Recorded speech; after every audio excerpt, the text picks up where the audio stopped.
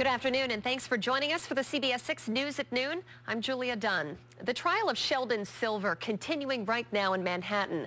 Day 3 of deliberations after the holiday weekend with yet another bump in the road. The former Assembly Speaker, of course, is accused of taking millions of dollars in bribes and kickbacks.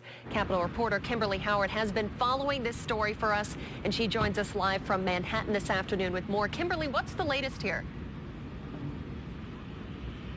Well, Julia, for the second time since deliberations got underway last week, a juror sent a note to the judge saying that he wants out. Take a look. This is the note that's from a juror who is also a taxi cab driver, and it says, quote, "I no longer wish to participate as a juror on this case. I believe there is a conflict of interest that I just learned about." Apparently, someone this juror works with informed him that the person who owns his taxi cab medallion, quote, hangs out in the same synagogue as Sheldon Silver. Now, the juror says the owner of his medallion is a, quote, very rich man who likely frequents the same places as Silver.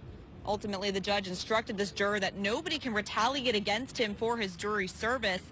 And after making sure that this juror could, in fact, put this out of his mind, he then went back and began deliberating once again with the rest of the jury. This, as I mentioned, is the second time there's been an issue with a juror during deliberations.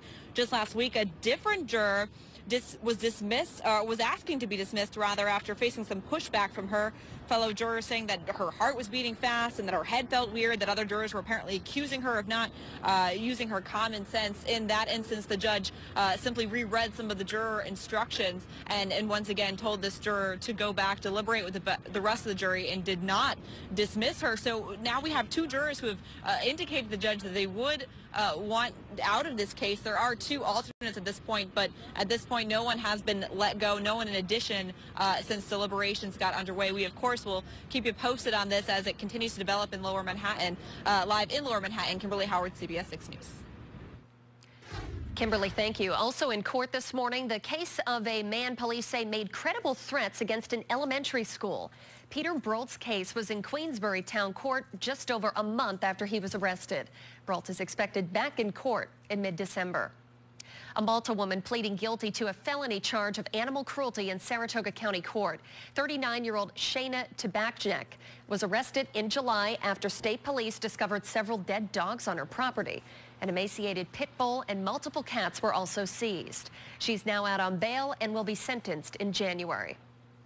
The search continuing today for a missing woman in Troy. Troy police say Noelle Alcaramla, who you're looking at here, was last seen on a Sunday when she was leaving work, and they say the circumstances surrounding her disappearance are suspicious. Police tell us they are looking into leads but have nothing else to report at this hour. A 68-year-old man still missing in Saratoga County. Crews have been looking for Frederick Drum since Wednesday, searching about 170 acres of farmland and woods surrounding his home on Burgoyne Road. We have reached out to the sheriff to see if those efforts are continuing today. We have not heard back yet. The search for a missing hunter in